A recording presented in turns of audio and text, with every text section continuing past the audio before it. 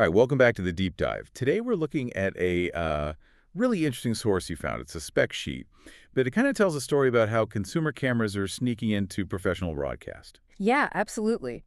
And our mission really is to understand how this one specific accessory kit can take a standard micro four thirds camera, an MFT camera, and turn it into a full-on robotic system. A system with presets, which is the key. Exactly. The kind of system that, means you don't need a human operator for that camera anymore during a live show. Okay, so let's just get right to the core promise because it's written right there on the page. It says you can turn your micro four thirds camera into a PTZ camera with presets. And for anyone listening, PTZ is pan, tilt, and zoom. Right. And that's a massive jump in what that camera can do. The hardware that makes it happen is this Datavideo MFT-1 Kit zoom control kit. The fascinating thing here, I think, is the problem it solves. It's a mechanical problem. Most of these MFT lenses, especially the good ones, are made for photography. They have manual zoom rings. You turn them with your hand. You turn them with your hand. But for broadcast automation, you need electronic remote control. You can't have someone standing there. So here's where it gets interesting. This kit, it's about, what, $825? Around that, yeah. And it takes that manual lens and somehow makes it robotic. How does it physically do that? I mean, you need precision. You do.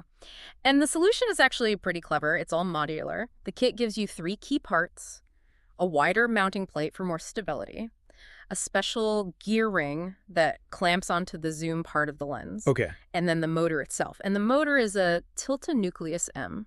Wait, the Nucleus, that's cinema gear, isn't it? For That's, focus pullers on movie sets. Exactly. So they're repurposing this incredibly precise motor from the high-end film world and putting it into a broadcast workflow. It just shows how those lines are blurring. Okay, so the lens is motorized. Mhm. That's, one piece of the puzzle. Yeah. But how does that new zoom motor talk to everything else? The pan and the tilt.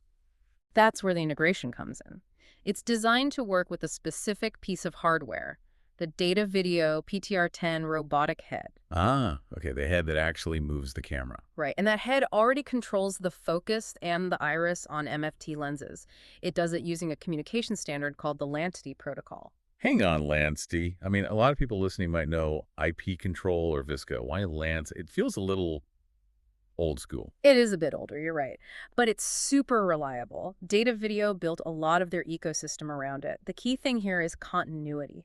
The system is already using LANC to control focus and iris. So this kit just slots right in. It just plugs right into that same environment. And now suddenly the word zoom is added to the list of commands that controller can send. You get full remote control of everything: pan, tilt, zoom, iris, focus, the works. So that integration is the real value here.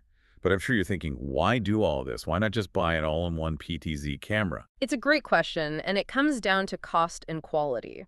You can take a really high-quality camera body.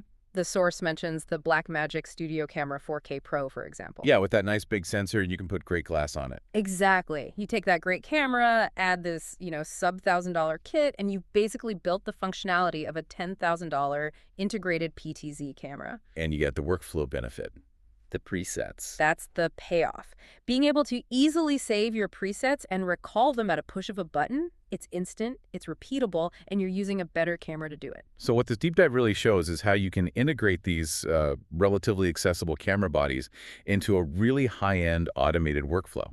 It's a clever mix of broadcast robotics and cinema motors. Yeah, it turns a manual job, literally twisting a lens into a precise, remote-controlled, and programmable task. Which leaves a pretty interesting thought for you to chew on. If a single, $800 kit can essentially automate the zoom operator's job for one camera, what's the next manual task in video production that's about to be replaced by a motor and a preset button?